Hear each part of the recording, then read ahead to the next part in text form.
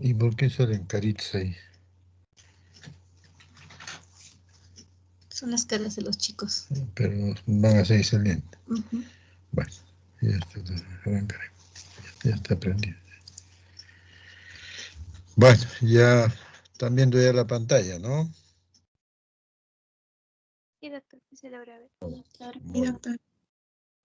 Entonces vamos a empezar con la clase de síndrome prostático e infecciones urinarias. Es un tema bastante largo, tenemos que hacer un poco medio resumido, pero especialmente lo que es infecciones es muchas, hemos escogido las más importantes.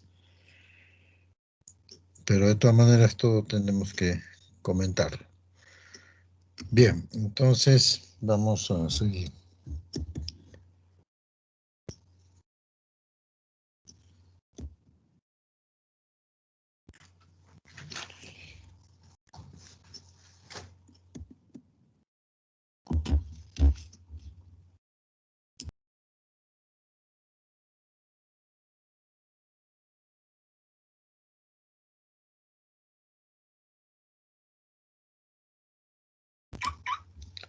Pero esto... Bien, vamos a ver.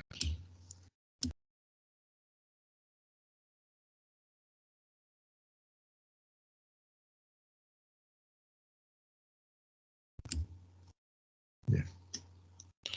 Bueno, vamos a empezar sobre hiperplasia benigna de próstata. Y según esto vemos que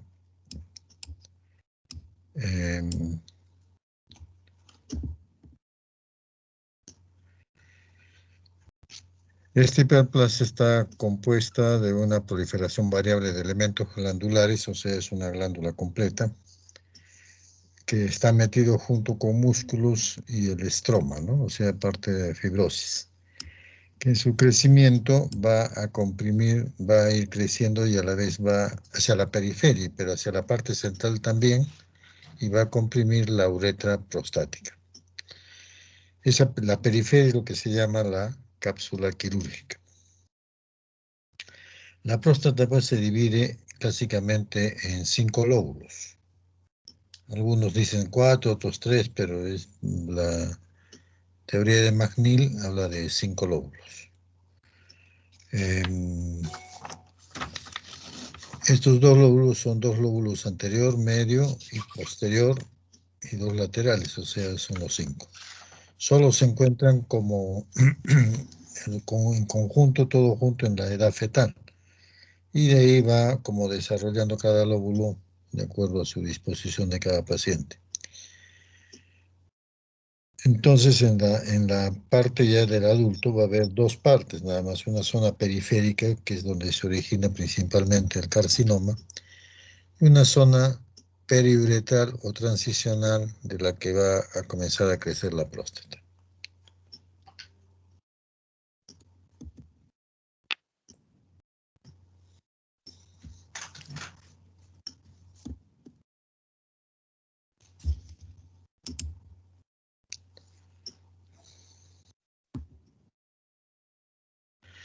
Entonces, sigamos. Este es según el esquema de McNeil, que es el que lo propone como los lóbulos por separados, tanto en la forma transversal como cortical transversa. Y pueden ustedes ver cómo se distribuyen los lóbulos, ¿no?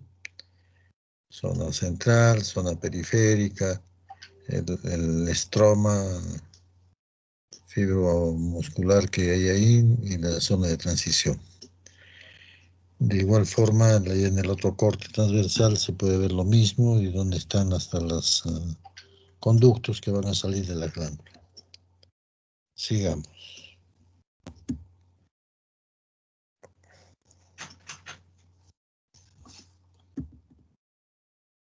Los síntomas ocasionados por una obstrucción mecánica y dinámica, ¿no? En la próstata en forma mecánica, vamos a ver que hay crecimiento del volumen. Esto es importante porque tienen ustedes que captar bien. y esto es lo que ustedes tienen que saber prácticamente cómo es tanto la parte mecánica y la dinámica. La mecánica es por el volumen del adenoma, la posición anatómica del tumor prostático. Se ve que no hay correlación entre el volumen del adenoma y la severidad y la sintomatología o grado de obstrucción que tenga la próstata, y el tamaño que es evaluable de acuerdo por el tracto rectal. Pero en el caso del componente dinámico, vamos a ver que está ligado al tono simpático del estroma muscular prostático y a la concentración que se debe a la estimulación de los receptores alfa-1 adrenérgicos, que son los que van a funcionar en este caso en la próstata.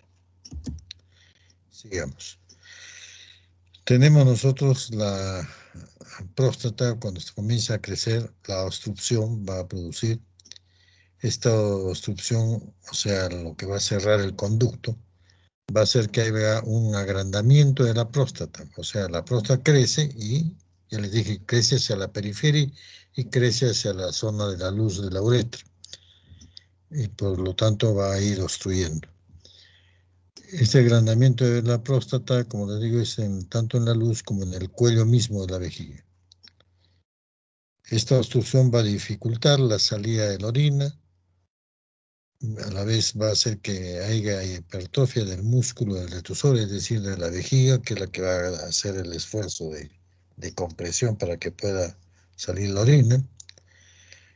Va a disminuir la capacidad del reservorio, o sea, va a quedar residuo, por eso disminuye, y predominan ya los síntomas obstructivos típicos.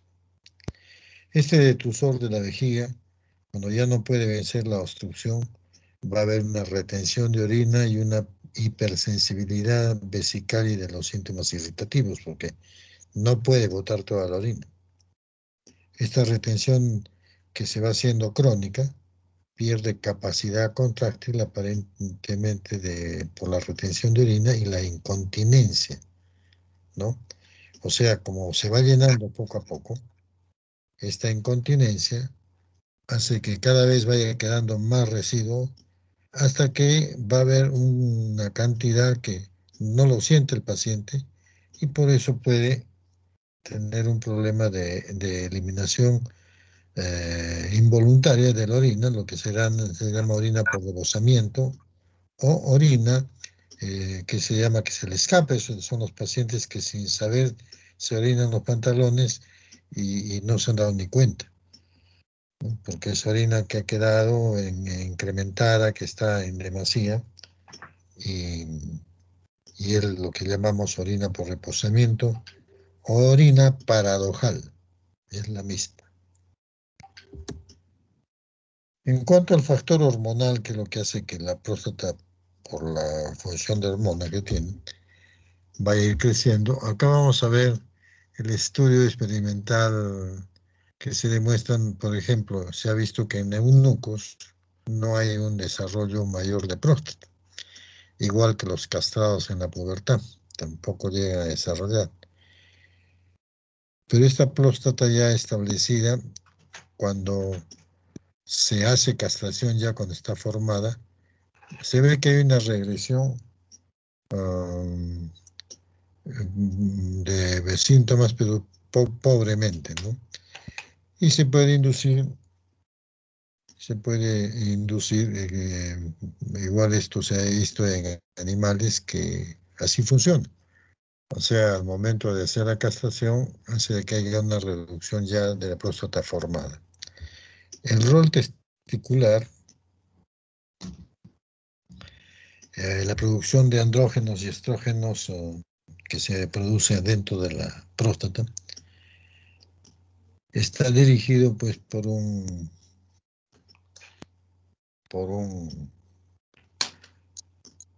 componente que hace de que hay una hormona que es la 5-alfa reductasa, la que va a hacer que la testosterona cambie a dihidrotestosterona, que es la que va a hacer que se produzca la acción activa de esta hormona, y entonces es la que hace que haya el crecimiento tanto para la próstata benigna como para la próstata maligna. Entonces, este efecto sinérgico de estrógenos y andrógenos, como es el estradiol y la estenediol, hace de que haya el crecimiento prostático. Los niveles séricos de la testosterona va a determinar la normalidad de la hiperplasia prostática y por lo tanto el crecimiento de la próstata. Sigamos.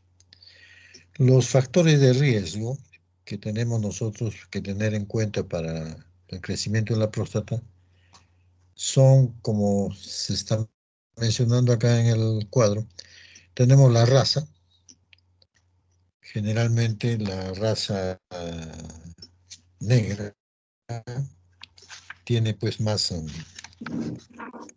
tiene más tendencia a hacer crecimiento de próstata y cáncer de próstata, ¿no?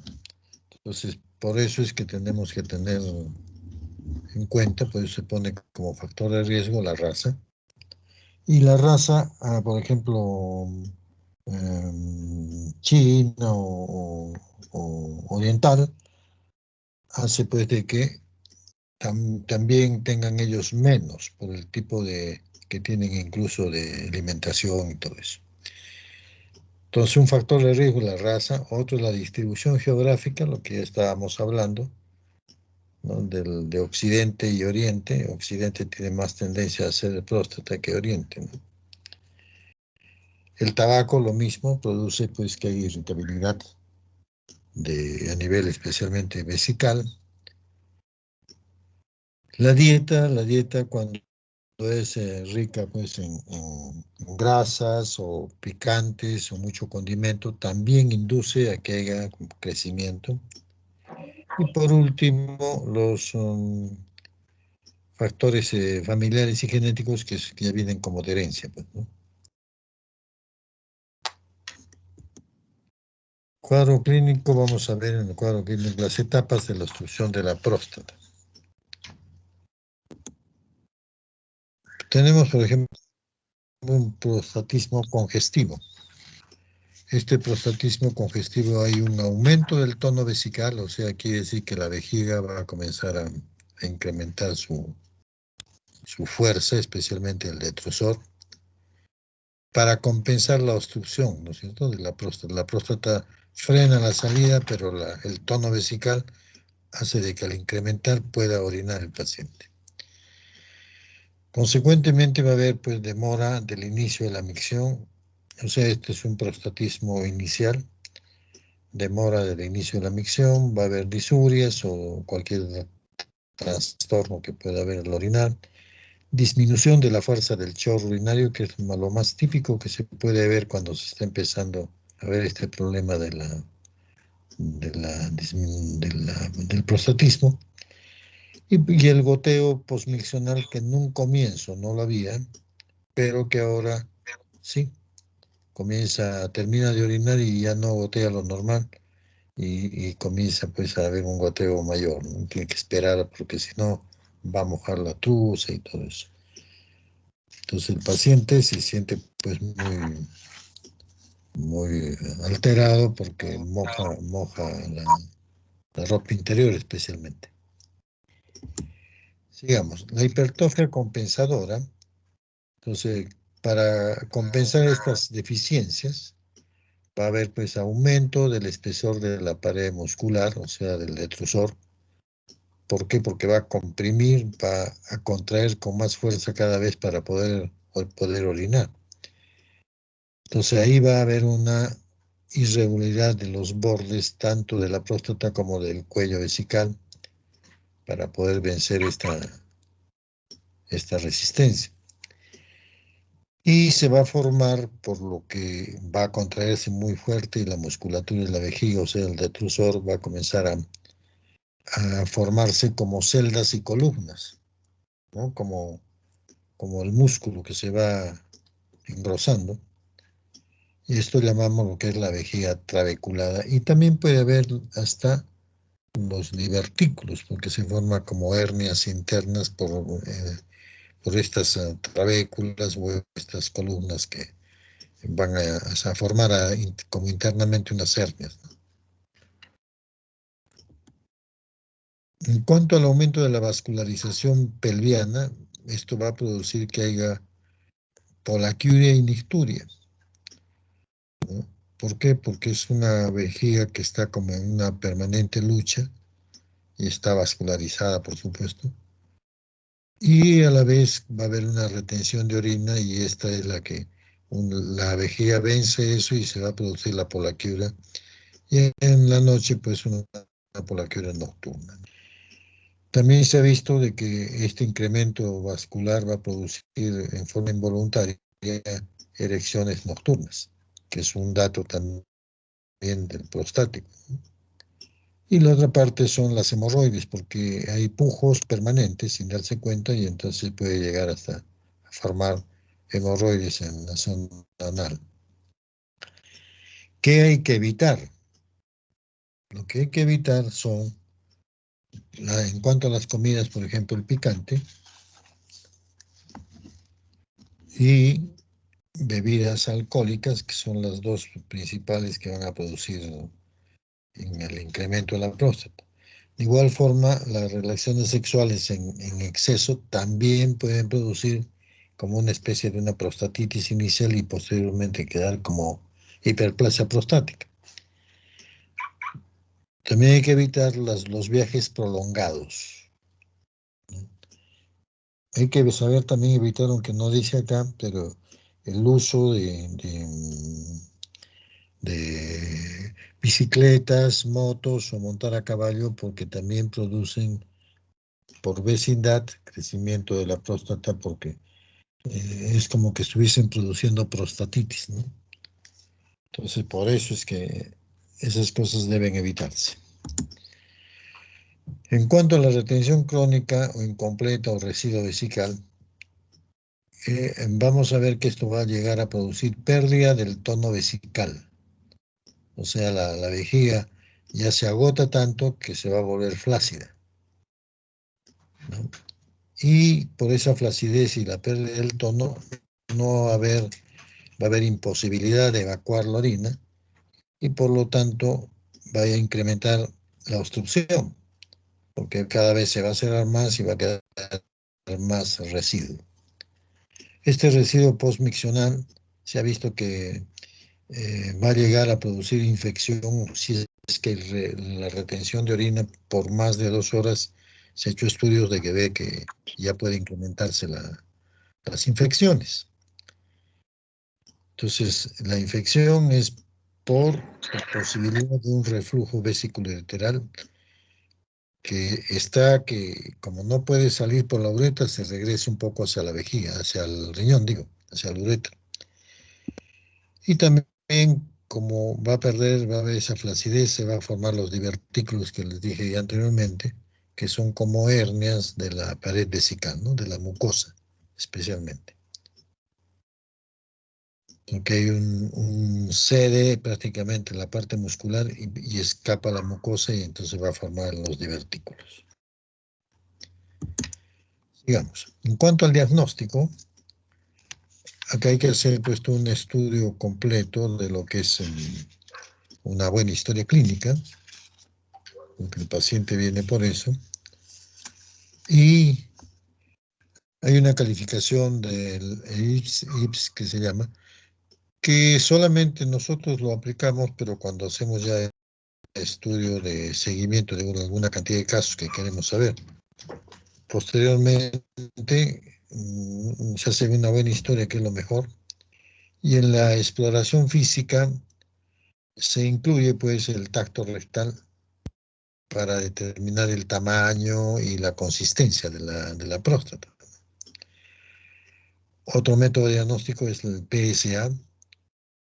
A partir de los 50 años se pide el PSA como algo de una obligación, porque se ve que a partir de ahí puede incrementar, pero no solamente por crecimiento prostático, sino por un cáncer de próstata. Entonces, por eso es que se hace un seguimiento. salvo el caso de que haya herencia en familia de cánceres de próstata. Entonces se puede iniciar esto no a los 50 años el PSA, sino a los 40 años. ¿Qué más vamos a pedir? La creatinina sérica, que nos va a indicar pues cómo está la forma de la función renal. Y exámenes también elementales de orina y sedimento urinario para ver si es que no hay procesos infecciosos que van a fomentar más irritabilidad de la vejiga, para la cistitis. ¿Qué más medimos? Ya por ecografía, pues el residuo postmiccional, ¿no? Y si hacemos una ecografía cuando hay ciertas dudas, podemos hacer hasta una ecografía transrectal, que nos va a dar un dato mejor que el dedo mismo, ¿no? Cuando hacemos el tacto, porque se va a mirar totalmente la próstata internamente y si es que hay algún nódulo. Y lo puede describir el tamaño y la consistencia misma del nódulo, ¿no? Porque puede ser del mismo tejido prostático o de otro tipo de tejido cuando son de cáncer generalmente. ¿Qué más vamos a hacer para el diagnóstico? Un estudio urodinamico, siempre y cuando haya un problema de vejiga especialmente, ¿no? Entonces este estudio urodinamico hace de que nos va a indicar en qué condiciones está esa vejiga. También tenemos como método de diagnóstico la urografía excretoria. Esta urografía nos va a indicar no solamente desde la función renal, sino a nivel de la vejiga, cuánto es su capacidad, cuánto es su expulsión y cuánto es su residuo urinario que va a quedar. Y por último, la cistometría, cuando estamos hablando pues, de vejigas neurogénicas, en donde esta forma de medición hace de que podamos saber de qué tipo de vejiga neurogénica estamos hablando. Sigamos. En cuanto al tacto rectal, vamos a ver, es todo un proceso que hay que saber realizarlo y que todos ustedes deben saber realizar. Y como les digo a los grupos que les enseño, esto hay que practicarlo pues cuando estén en internado, porque hasta ahí todavía están protegidos o están ayudados por los médicos que estén de emergencia. En el tacto rectal tiene que haber primeramente un ambiente relajado, se pone porque el paciente está un poco ya hasta alterado porque sabe que le van a hacer como una agresión. Tenemos que saber para esto también en la medición de nuestro dedo índice, tanto de largo como de ancho, para hablar en centímetros después. Guantes lubricados, o sea, con utilización de la vaselina o que se llama la silocaína en jalea, para poder ingresar, y saber las posiciones del paciente. Son 3 posiciones, una posición que es la en decúbito dorsal, que es la que nosotros llamamos la similar a la posición en la mujer como la que es de ginecológica. En el hombre se llama de posición de litotomía, no es ginecológica. En la mujer es ginecológica y en el hombre no. Es la de litotomía. La otra posición es la de cúbito lateral o la de Sims, tanto derecha como izquierda, pero esa no es muy cómoda. Solamente utilizamos cuando el paciente está pues en posiciones obligadas, ¿no? Por alguna otra patología. Y la otra posición es boca abajo, que es la famosa posición maometana, ¿no? O que es una posición bastante cómoda para poder realizar todo este tipo de examen. Esa posición maometana, o también llamada genupectoral, Entonces, estas tres posiciones, con eso podemos empezar a hacer el tacto rectal. ¿Qué vamos a ver en el tacto rectal? Primeramente, que esté limpia la parte externa, o sea, que no haya ningún tipo de lesión, como puede ser fisuras, abscesos, hemorroides o problemas virales como el condiloma acuminatus.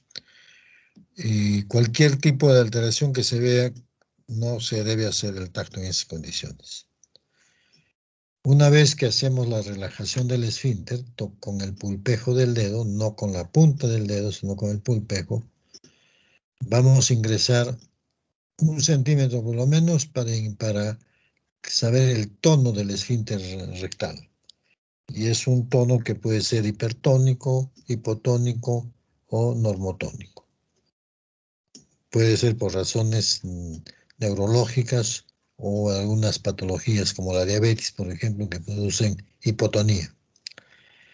¿Qué más vamos a ver? Detectar la presencia, ya ingresamos más el dedo y vamos a llegar a la ampolla rectal para detectar la presencia, primero que debe ser vacía la ampolla, y saber si es que hay o no fiebre. Porque si es una próstata, bueno, está haciendo una prostatitis infecciosa, generalmente esa zona de la ampolla rectal se va a sentir caliente y no se debe hacer el tacto, se debe terminar ahí mismo. Pero si no hay nada de eso, vamos a ver que sea vacía o que si está ocupada, vamos a determinar si esta ocupación es por fecalomas, por tumores o por algún cuerpo extraño. A la vez palpamos las columnas hemorroidales de la zona rectal y vamos a palpar la superficie de la próstata, ¿no? Que debe ser lisa y con una sensibilidad normal, no alterada, porque va a producir dolor cuando se altera, para luego pasar a hablar de la consistencia, ¿no? Y la consistencia, vamos a tener ahí que hay 5 tipos de consistencia. Una consistencia adenomatosa, la primera. Otro tipo de consistencia es fibrosa, cuando ha habido prostatitis mal curadas o tuberculosas, que son fibras como en empalizada. Otra será la indurada, donde se encuentra cierta resistencia en forma general. Otra será la dura, pero todavía es dura y móvil la próstata. Y por último, la pétrea, que es una próstata, como dice el nombre, pétrea o piedra, que es fija y dura totalmente. De esas 5 consistencias que les he mencionado, tanto la indurada, la dura o la pétrea pueden ser signos de probable cáncer, especialmente la pétrea es cáncer, pero las otras puede ser que sea inicios de un cáncer o formación de cáncer de próstata. Sigamos. Ahora, cuando esta próstata no debe ser, en cuanto a lo que seguimos de la consistencia, no debe ser dolorosa. Si es dolorosa, puede ser que esté muy sensible por algún tipo de alguna prostatitis.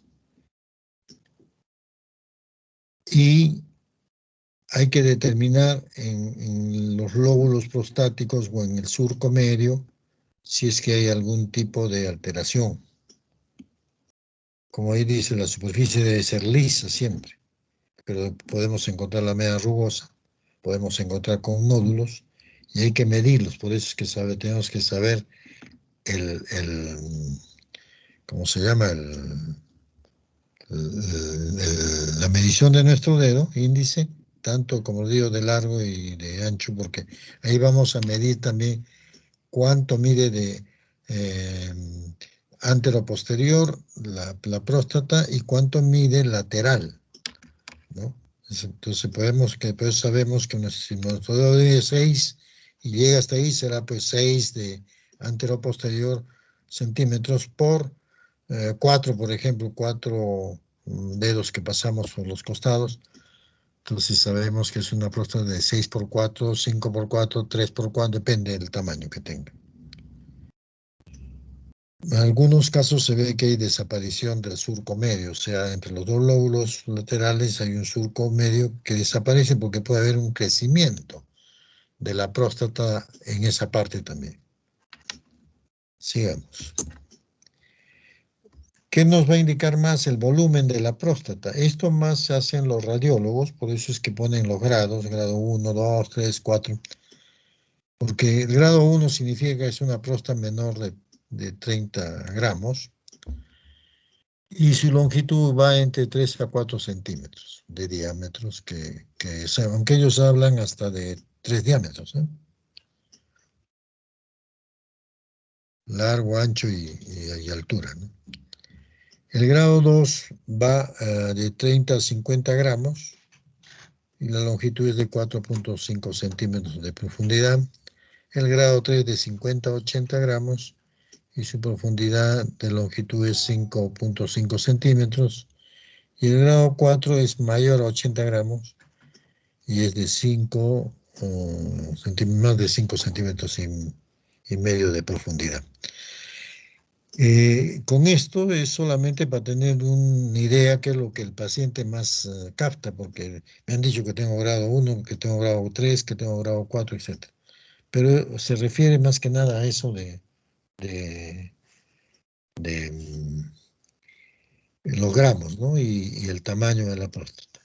Pero ya les digo, para nosotros lo tomamos en cuenta, pero no es tan determinante como para el paciente, porque viene a la consulta ya con ese dato y dice, me han dicho que tengo próstata de grado 3 y está preocupado, ¿no? Pero no sabe ni la razón ni el por qué, y eso es más que nada que los radiólogos son los que hablan de eso. Bien, sigamos. Nosotros como métodos diagnósticos de la próstata tenemos la ecografía. Y en esa ecografía podemos identificarla. Hay dos tipos de ecografía, una externa, normal, y otra que es la transrectal, que es interna. Nosotros no podemos saber eso totalmente porque vamos a dar datos solamente los que podamos palparlos. Eso se superará cuando nos pongan un chip en el dedo y entonces podemos hacer de frente una buena ecografía indirecta, porque vamos a determinar si es que dentro de la misma próstata tiene nódulos o alguna alteración que nos puede indicar algún dato de malignidad, ¿no? Como son los cánceres, por ejemplo. Pero esta ecografía dice no se puede dar datos patognomónicos y es cierto, da datos externos nada más. La transrectal sí puede dar datos internos. Por eso les digo, si no hago el tacto, podría ser por medio de una ecografía transrectal, que es mejor que mi dedo. ¿Qué más nos va a dar la ecografía? El tamaño, la forma, el volumen que se tenga, ¿no? Después, si es que tiene algo dentro de la misma próstata, como obstrucciones calculosas o litiásicas, entonces todo eso se determina mediante esta ecografía. ¿Qué medidas generales tenemos que practicar para llevar bien esta enfermedad porque todos a partir de los 50 ya tienen problemas de prostatismo? Entonces hay que evitar una vida social sedentaria, que con esto quiere decir que tienen que practicar ejercicios, caminatas, el ejercicio que quiere el paciente, pero que no sea de exceso. También hay que evitar la restricción de líquidos por la noche antes de dormir, especialmente, porque los va a hacer que se levanten varias veces a orinar, ¿no? Y porque quiere decir que el riñón sigue funcionando mientras uno está durmiendo. Hay que evitar también la restricción del alcohol, porque es un proceso que produce inflamación prostática, el tabaco, porque irrita la vejiga como cistitis, el café igualmente también en cantidades, no necesariamente, pues, si uno toma su taza en la mañana no le va a hacer daño. Hay que evitar los fármacos anticolinérgicos y neurolépticos, ¿Por qué? Porque van a disminuir la función de la vejiga, ¿no? Van a evitar que haya una buena contracturabilidad en el detrusor de la vejiga.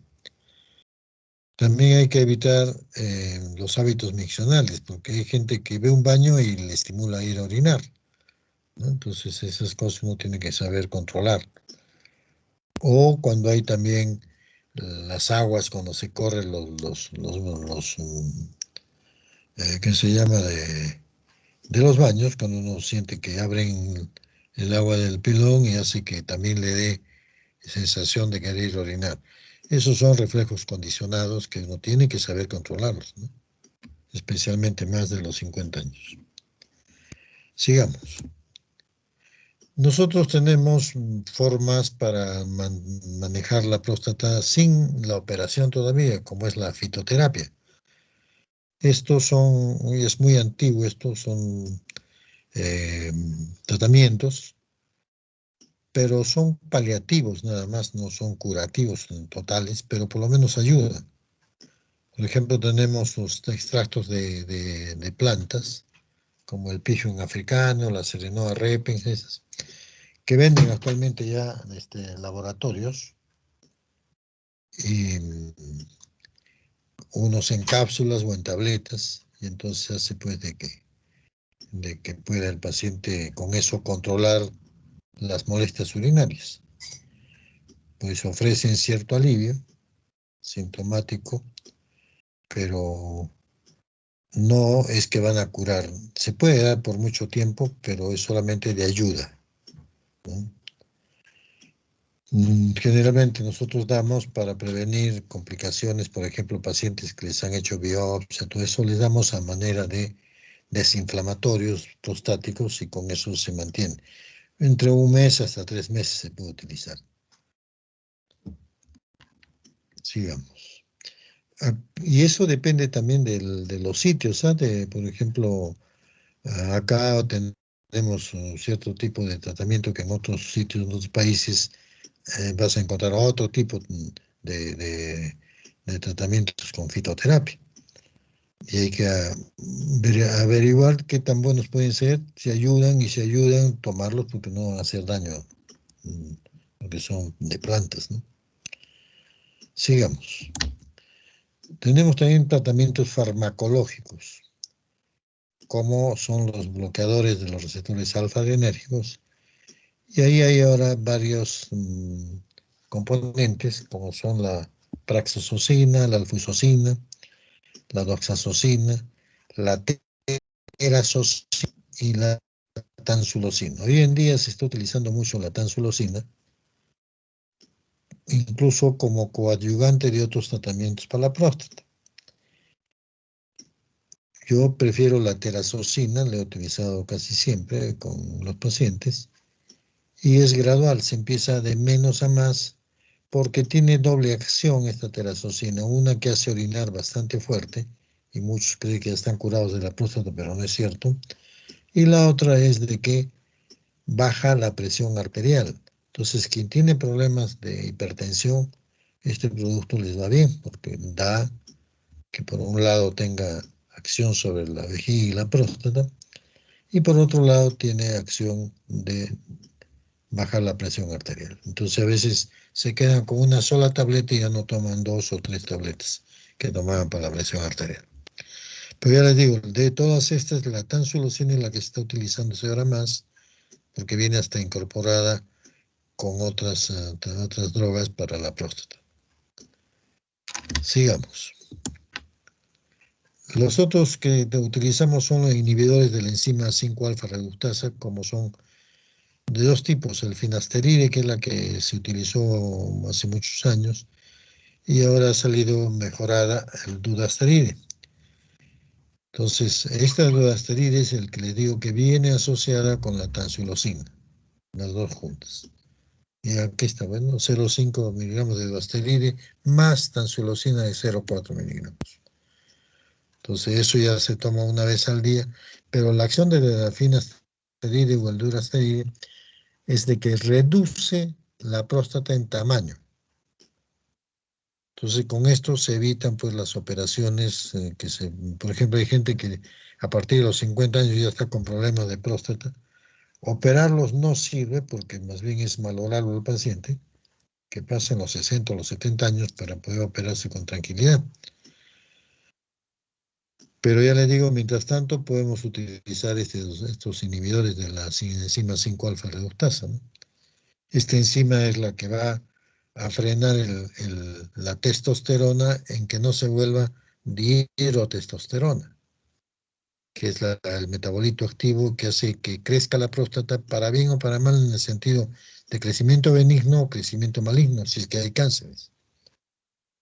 Entonces esta enzima corta esa formación de dihidrotestosterona, queda solamente como testosterona pura. Por eso es que reduce el crecimiento prostático. Esas son las drogas con que se está utilizando actualmente.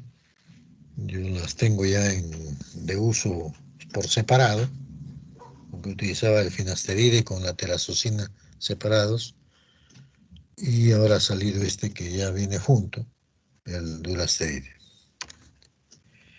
Bien, sigamos. Luego vendrá un tratamiento quirúrgico. Existen dos técnicas en cirugía, una que es la abierta y la otra la que es mínimamente invasiva, que es la cerrada. Así tenemos la cirugía abierta como la de endomectomía prostática suprapúbica, que puede ser transvesical o retropúbica. Transvesical, que es la operación de Freire, y la retropúbica, la de Million. Eso depende si es que no se tiene tampoco equipos para hacer las cirugías cerradas, ¿no? Porque estas son abiertas, anatomía prostática abiertas. Entonces, ¿a quiénes se utiliza este tipo de próstata? Uno, de que no tenga equipos o que no tenga, o sea, muy grande la próstata. Por ejemplo, próstatas de mayor de 60 gramos, nosotros decimos acá más de 80, para hacerla abierta. Próstatas que no haya tampoco patología concomitante, como que son, por ejemplo, cálculos en la vejiga, divertículos vesicales, crecimiento de un lóbulo medio hacia la cavidad vesical, etcétera, para hacerla abierta, ¿no? Entonces, por ejemplo, si yo voy a hacer una operación cerrada, no tiene que haber estas otras calificaciones de cálculo vesical, divertículos, etcétera, ¿no? Porque no podría hacer toda esa operación internamente. También está indicada en adenomas poco convencionales o con mucho componente intravesical, o sea, quiere decir que la próstata se ha crecido mucho dentro de la vejiga. Entonces, con eso podemos hacerla en forma abierta. Tenemos también la de cirugía cerrada, que es la resección transuretral de próstata, o sea, RTU. P porque es de próstata, si fuese RTU B sería de vejiga, porque también hacemos resección transuretral de vejiga, ¿no? Es un aparatito que consiste pues en un equipo endoscópico, un receptor endoscópico, y que tiene un electrocauterio, que es como una asada, una asa, un alambrito, que es el que va a cortar prácticamente a la próstata en rajadas, ¿no? Así como para cortar el queso, han visto también igual, este es un alambrito que va con corriente, corta y a veces puede hasta cauterizar, ¿no? Y todo eso se hace mediante visión directa con el cistoscopio, y uno puede ir manejando de acuerdo a su capacidad también de técnica que tenga. También hay incisión transuretral de la próstata, es solamente cortando a la próstata en, en dos partes, por los costados de la próstata se hace unas tajadas, unos cortes. Esa es la incisión transuretral de próstata, que ayuda cuando no es una próstata muy grande o cuando es pequeña pero muy obstructiva. Se puede hacer este tipo de operación que es muy rápida. Y también se utiliza en pacientes que tienen próstatas pequeñas obstructivas de 30 gramos promedio o 30 a 50 gramos como máximo. Sigamos. Otras técnicas cerradas que han salido ya últimas son las técnicas por ablación láser, donde se va a emplear el tipo de Jack láser, que es el uso para próstata, y que son para pacientes que tienen pues tratamientos con anticoagulantes o alguna otra patología, entonces se puede utilizar. Muchos prefieren este tipo, pero para mí no es muy completo, hay que saberlo manejar muy bien, tener mucha práctica, porque aparte que es muy caro, no se puede determinar, sacar prácticamente como en la de RTU, que uno mira hasta dónde está llegando prácticamente. Acá tiene que tener mucha técnica, mucha preparación para poder utilizar. Además, el láser, si es una próstata muy grande, no conviene porque habría que utilizar eh, varios láser porque se acaba, se agota y entonces se acaba y hay que cambiar por otro. Y si es muy pequeña, no conviene porque va a sobrar, ¿qué se llama? El láser y ya no sirve para otras próstatas.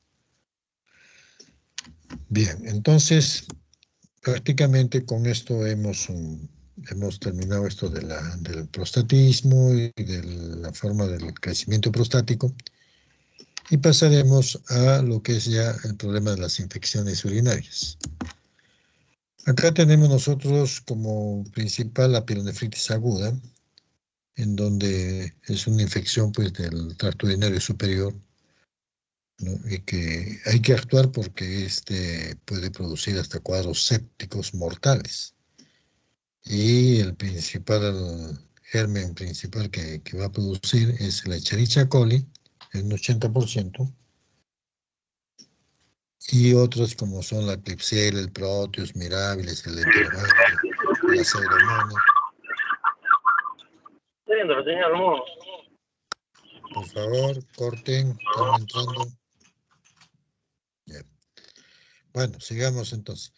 Esta pielonefritis crónica, digo aguda, hace de que esta infección pueda partir de la misma vejiga en casos que haya reflujo, pero tenemos microorganismos abundantes, como figuran acá, por ejemplo, microorganismos más frecuentes, y ahí está la Escherichia coli, la Klebsiella, el Proteus, etcétera, la Pseudomonas. También hay especies uropatógenos relacionados con el uso de catéteres de corta duración, o sea, que han utilizado, pongamos, para alguna operación y queda la infección. Y también los que utilizan catéteres prolongados que son a veces de toda su vida y hay que darles tratamiento hasta de mantenimiento, ¿no? Como figura acá en la lámina esta. En cuanto a la etiología, vamos a ver que hay consideraciones especiales como son los pacientes sondeados que hemos hablado ahorita, que van a producir infecciones polimicrobianas, porque para hacer este tipo de colocación de catéteres hay que tener mucha asepsia, y ahí es donde se puede hacer una doble contaminación, más bien. Entonces hay que tener cuidado. Pacientes sondeados se van a hacer problemas a veces de pielonefritis agudas. En diabéticos que tienen esa tendencia no solamente de mantener infecciones por el tipo de orina que tiene, sino también que se asocia acá mucho los hongos de tipo Candida albicans, ¿no? Y entonces otro tipo de infección que va a producir más daño incluso. ¿Y por qué? Porque la orina pues es azucarada, es como un medio de cultivo especial para ellos. De igual forma los inmunosuprimidos o deprimidos van a tener infecciones a hongos como son el aspergillus o los criptococos, que es igual que el diabético, fácilmente puede ingresar y producirles un cuadro hasta mortal, ¿no? En cuanto a la imagenología de estas patologías de las infecciones, vamos a ver que la ecografía es una ayuda bastante buena y nos podemos ver, como ven acá ustedes en la lámina, imágenes hipodensas que van a ver que producen obstrucción, ¿no? De las vías tanto de salida como la parte interna del mismo riñón. También tenemos la tomografía computarizada con contraste para ver las áreas del parénquima afectado, para ver la hipertrofia renal, o sea, el crecimiento indirecto del riñón, pero pérdida del parénquima atenuado, porque se pierde, y el sistema colector comprometido, ¿no? Y se nota ahí en la tomografía, como ven ustedes en la lámina que está, cómo es que se sale toda esa parte oscura, que es la zona que está tomada en el caso de estas pielonefritis. También tenemos la gamografía, o con tecnesio 99 o adimercato succínico, de que detecta los defectos de la perfusión en casos de la pielonefritis y nos da el dato verdadero de la función de cada riñón por separado. Entonces son estos tres elementos que nos ayudan mucho para ver este tipo de pielonefritis. En cuanto al tratamiento, vemos que depende del tipo o al bicho que tenga, pero se ha visto que el uso de las cefalosporinas de tercera generación, vía oral o vía endovenosa, son válidos, ¿no? Entonces hay que tenerlos a la mano para uso de inicio, porque nos ayuda mucho, y puede ser endovenoso, intramuscular o por vía oral, pero son cefalosporinas de tercera generación. Ahora, cuando hay pacientes que tienen tratamiento de infección, tienen infecciones porque están hospitalizados, o sea, ya son bichos que van a producir mayor alteración, aquí hay que utilizar no solamente la cefalosporina de tercera, sino la de cuarta generación, ¿no? Entonces ahí, y a veces incrementar, por ejemplo, como la ceftriaxona, que era de 1 gramo, puede ir hasta 2 gramos de inicio, ¿no? El ertapenem, que es otro derivado, ¿no? Que se utiliza, de esos hay tres, el meropenem, imipenem, etcétera, ¿no? Que sirve mucho para ese tipo de tratamiento de las pielonefritis. La ampicilina ponen acá de 1 gramo, pero prácticamente no he visto que tenga mucha acción. Generalmente cuando está asociada a otros aminoglucósidos, sí puede tener acción verdadera, ¿no? Pero pura no. Ahora vemos la pielonefritis crónica. Lo que hemos visto es la aguda, ahora la crónica. De igual forma, es muy parecida a la aguda, sino que son cuadros ya repetitivos que van a llevar a la cronicidad. Entonces va a seguir la Escherichia coli como el 80%, y con gran negativos como Proteus, Klebsiella, etc., o gran positivos como gérmenes saprofíticos. La clínica, en cuanto a la presentación, muchos ya pueden ser como medios asintomáticos, pero están haciendo pielonefritis crónicas. Se suele buscar por sus complicaciones como son la hipertensión arterial, la insuficiencia renal aguda, poliuria, etc. Por esos datos se puede sacar que ya son crónicas. También se puede ver los antecedentes de infecciones frecuentes asociados, y entonces esto nos va a dar cronicidad porque son repetitivos a veces. Los citoquímicos de orina tenemos nosotros como la piuria, la proteinuria, las pruebas de función renal que ya vamos a encontrar las alteradas, ¿no? Como son la depuración de creatinina, etc. Cuando existe compromiso bilateral, bueno, ya esta es una falla renal y que puede llevar no solamente la hipertensión secundaria, sino a prácticamente a la anulación de la función renal y que tienen que entrar hasta diálisis. O sea, estamos hablando ya que lo va a llevar a una insuficiencia renal. Sigamos. En cuanto a los datos radiológicos, tenemos, por ejemplo, la urografía, que es bastante buena, y vamos a ver, como se mira acá, cómo es que afecta, como es una sustancia de contraste que se va a ir eliminando, cómo es que ya tiene afectada la zona renal y prácticamente va hasta haber pérdida del parénquima renal. Vamos a encontrar cicatrices secundarias, o sea, fibrosis, vamos a encontrar prácticamente una pérdida de totalmente la morfología del riñón, mucha espasticidad de cálices, o ya no hay cálices incluso, como demuestra acá en la lámina. De igual forma, también la tomografía ayuda mucho para demostrar todas estas alteraciones del riñón. Es más para ver incluso cicatrices internas, que son las que nos determinan la falla renal. Y la gamografía, como también se mira aquí en la lámina, que nota si ha sido captado o no la sustancia que se les pone. Y vamos a ver imagenológicamente la función de cada riñón en ese momento, ¿no? Y si tiene cicatrices o alteraciones, también se puede llegar a mirar mediante la gamografía renal, pero con radiorenograma hay que pedirlo. El radiorenograma nos hace ver el porcentaje de cada riñón en funcionamiento. Bien, otro tipo de infecciones principales que hemos escogido son las pielonefritis enfisematosas, en donde vamos a ver que se saca generalmente por urocultivo y los bichos son siempre casi parecidos, como la E. coli, Klebsiella, Proteus, perdón. Y de acuerdo a su presentación, es muy similar, por eso digo, a las pielonefritis agudas, y que se espera por 3 días. Si no hay resolución de la infección en 3 días, y hay que tomar otro tipo de tratamientos adecuados o de antibióticos para trabajar este tipo de enfermedad, de infección.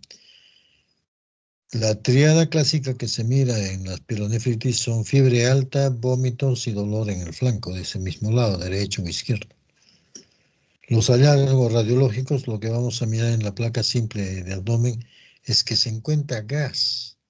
Ese gas ya nos da el dato de la enfisematosa. Gas intraparenquimatoso, que, que a veces no se observa muy bien, o también se puede confirmar con la ecografía o la tomografía también. Entonces el gas ya es un dato que nos lleva a hablar de una pielonefritis enfisematosa. El tratamiento va a ser primero control de la glucosa, porque muchos son pacientes diabéticos, y ver si es que hay o no existencia o algún otro bicho asociado. Y si es que al darle líquidos se hace controles radiográficos y se mira de que hay mejoramiento, mejor dicho, de la infección. Líquidos que se administran con antibióticos en conjunto y se ve este mejoramiento.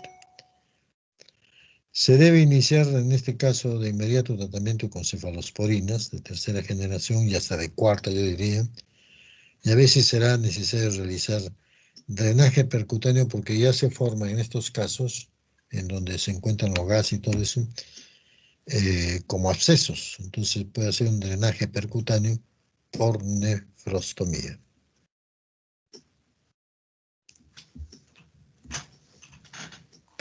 Entonces,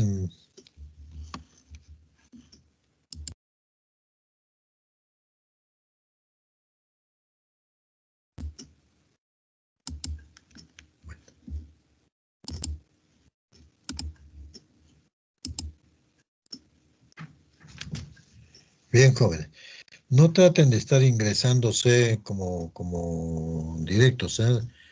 Escuchen bien lo que se les está hablando, nada porque me quitan la pantalla.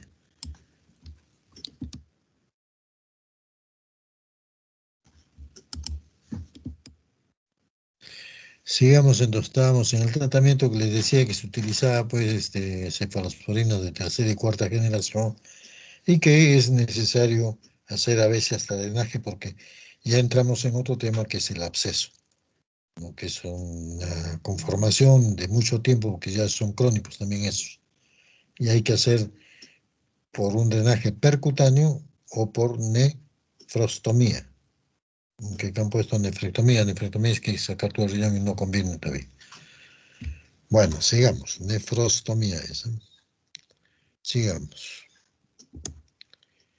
Y vamos a entrar a un tema que es bastante común, pero que como dura muchos años, mucho tiempo, no se le da mucha importancia. Pero la tuberculosis renal que tenemos nosotros, lo que vamos a hablar ahora, es muy importante porque hace de que eh, pueda destruir el riñón y al paciente igual.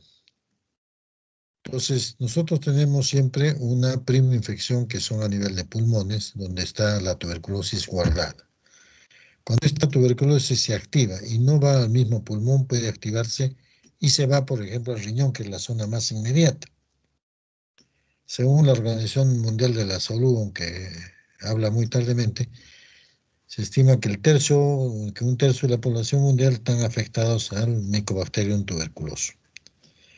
Se ve que de 8 a 10 millones de casos nuevos de tuberculosis se encuentran por año, o sea, quiere decir que no es tan pobre, es bastante.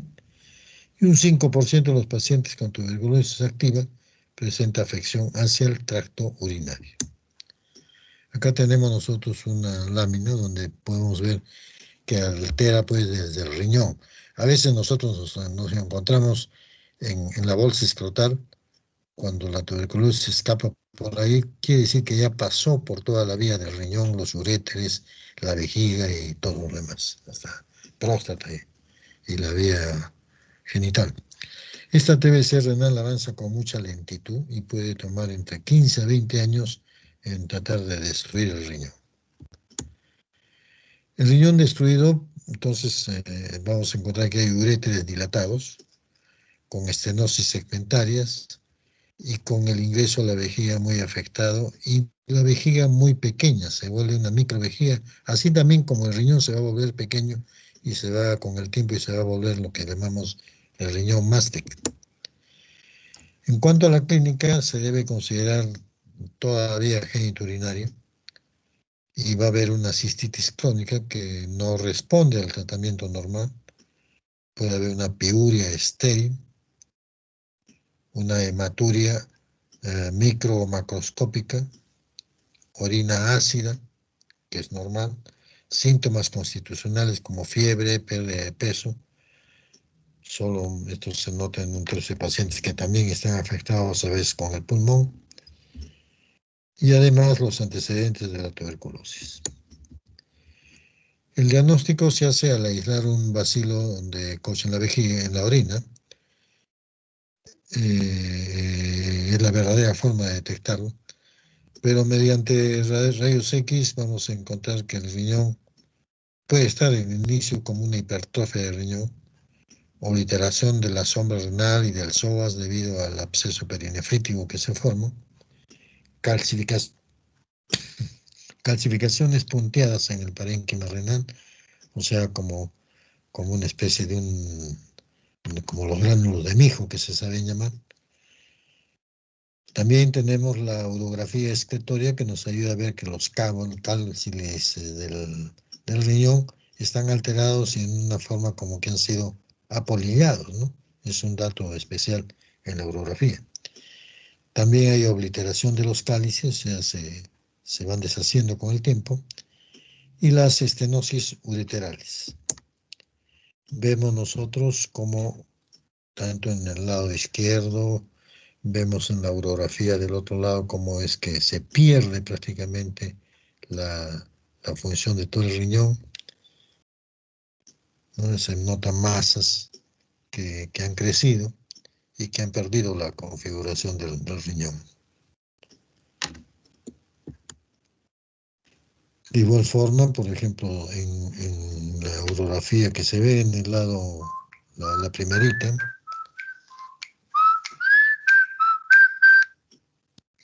aló, sí,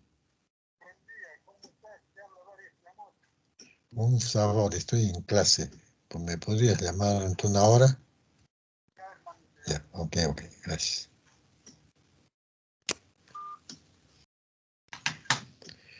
Bueno, entonces le decía que se va a mirar la urografía excretoria y se mira pues la pérdida de toda la cuestión tanto del parénquima como de los cálices, ¿no?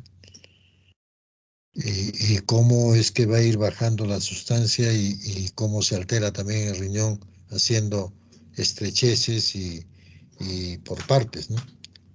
Entonces, todo esto ya uno nos da, como en la última lámina, por ejemplo, vamos a ver el riñón que está totalmente comprimido, reducido de tamaño, lo que llamamos el riñón mástic, que es típico de la tuberculosis. Vamos a mirar también en el ultrasonido, o sea, la ecografía, cómo se identifica pues todo esto que hemos hablado, o zonas como tumores, en el caso de neoplasias, carcinomas, células renal, linfomas, sarcomas, adenomas, etcétera, o oncocitomas, todo eso se puede mirar en una ecografía también. O lesiones quísticas simples o complejas, que para muchos, por ejemplo, las simples las toman como malas y los operan a veces hasta por gusto al paciente. O lesiones inflamatorias como infecciones, infartos, hematomas, todo eso se puede ver mediante la ecografía. Pero acá tenemos una imagen de la cistografía, ¿no? Pero esta es una uretrocistografía que hace como vamos a encontrar la vejiga totalmente alterada, de forma, su morfología es alterada. Y cómo hay reflujo bilateral, y cómo sube prácticamente la sustancia de contraste hasta el riñón, ¿no? Entonces, todo eso se puede hacer mediante este tipo de exámenes radiológicos. El tratamiento, acá vamos a ver un tratamiento que es lo típico para la tuberculosis, que es la isoniazida, la rifampicina, el etambutol, la streptomicina y la piracina. Es igual el tratamiento como para la tuberculosis pulmonar. Es frecuente seguir tratamiento ya posteriormente con isoniazida, rifampicina y etambutol. Eso depende del mejoramiento. Y el tratamiento va entre 6 meses hasta 1 año, ¿no? Que es lo que se trata ya prácticamente para mejorar todo lo que es tuberculosis. Finalmente, si no hay tratamiento, entrará pues al tratamiento quirúrgico, ¿no? Que podemos llegar hasta cuando ya se ha perdido la función renal, hasta la nefrectomía del lado afectado. Y para terminar vamos a acabar con la bacteriuria asintomática, que este es un cuadro que se tiene, pero que no hay demostración total, ¿no? Entonces se define como bacteriuria asintomática el aislamiento de las bacterias en una muestra de orina, adecuadamente se recolecta y que no hay sin ninguna molestia, solamente es por alguna situación de pedidos que se hacen en general y se encuentra que el paciente tiene pues más de 100.000 colonias, ¿no? Y esto ya nos indica que es una enfermedad que es crónica, pero que no le produce molestias al paciente. Entonces se pide cultivo, a veces no hay tampoco mayor confirmación. Esto más se encuentra en mujeres, ¿no? Y se les encuentra con que están con más de 100.000 colonias. Y hay que pedir muestras seguidas en estos casos para confirmar esto, ¿no? Y emisión espontánea de primera, puede ser de primera o a cualquier momento del día, para hacer seguimiento, ¿no? Y en hombres es prácticamente muy raro, pero como es asintomático, ahí solamente pedimos una sola muestra, no pedimos por repetición. Y su tratamiento en estos casos hace que esta bacteriuria ceda a veces espontáneamente y sin tratamiento. Como no produce ni molestias, el paciente ni se da cuenta. Es un hallazgo a veces. Se encuentra en muchas mujeres embarazadas o cuando se les ha hecho intervenciones quirúrgicas urológicas, porque han usado sondas o catéteres. También se encuentra en mujeres asintomáticas, pero con bacteriuria persistente. Siempre que se les pide análisis van a encontrar bacterias, pero sin daño alguno. Neonatos y niños en edad preescolar también se ha visto que se puede encontrar. Y la persistencia de bacteriuria tras 2 semanas cuando se les ha quitado la sonda, también se ha visto que pueden comenzar a presentar esta bacteriuria asintomática. Bien, con esto prácticamente les he dado una cosa bastante somera de lo que es tanto la próstata como lo que es las infecciones urinarias. Entonces, si hubiese alguna pregunta, ya podemos terminar la clase, pero...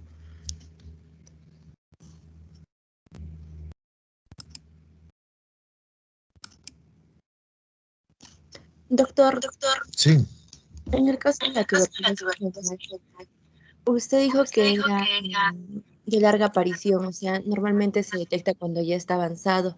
¿Se podría detectar en un estado inicial? ¿Y cómo se detectaría?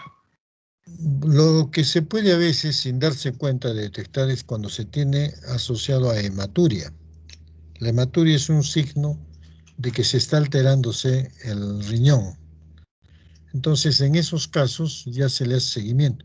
Pero también hay antecedentes de que están siendo pacientes que tienen ya tuberculosis pulmonar activa en tratamiento y que no cede mucho al tratamiento o que ya puede estar comprometiendo al riñón. Entonces uno, por vecindad, tiene que hacerle seguimiento también al riñón. Ahí podemos descubrir, como usted dice, en los primeros estadios, sí, sí se puede hacer. Pero ya les digo, generalmente si no hay datos mayores, que porque todos tenemos esa prima infección en los pulmones, usted, yo y todo el mundo, pero no tenemos datos de proceso alterado de tuberculosis pulmonar, uno, y si no tenemos alterado, a veces orine doctor con sangre, uno comienza a investigar y encuentra que sí hay un daño ya del riñón, que está empezando a dañarse el riñón. Entonces ya pedimos todo el estudio como para la tuberculosis, desde el estudio como para una tuberculosis pulmonar igual, y se comienza a hacer el tratamiento a veces de profilaxis. ¿Por qué? Porque ya les digo, no va a dar datos mayores y por eso les digo, dura entre 15 a 20 años el tiempo de poder ya alterar o malograrlo al riñón totalmente. Así es, doctorita. Gracias, doctor. Muy bien. ¿Otra pregunta? Doctor, Sí, doctor, una consulta. En el caso de la hiperplasia benigna, ¿va a ser necesario siempre llegar a una operación o, por ejemplo, con la tansulosina se puede controlar?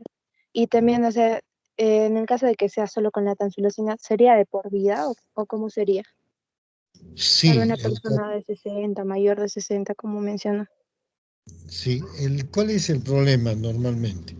El problema es de que no todo debe ser operable.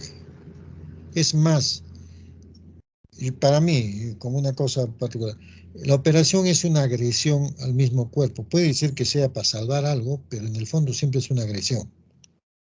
Y si yo lo voy a operar por operar, especialmente en gente joven, es malograrlo al paciente.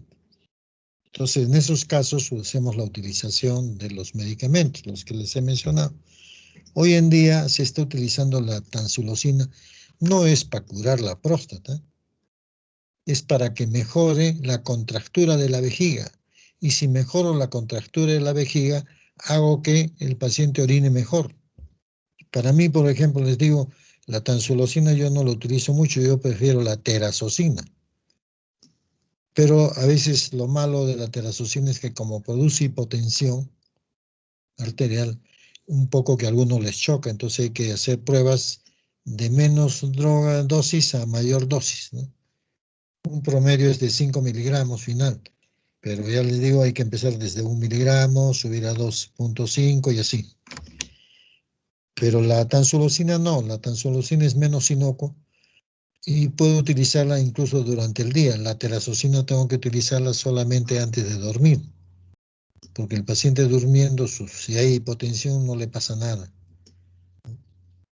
Pero generalmente se les da también si tienen hipertensión arterial. Entonces les ayuda las dos cosas. Pero ya les digo, el uso de la terazocina o la tansulosina no es para curar la próstata, es para que orinen mejor nada más. Es en el fondo como un engañamuchachos, pero con eso evitas de que el paciente esté pues con problemas de polaquiuria, disurias y todo lo demás, ¿no? pero puedes utilizar muchos años, sí. No hay límite. ¿Correcto? Ya, doctor, muchas gracias. Muy bien. ¿Otro? ¿Pregunta?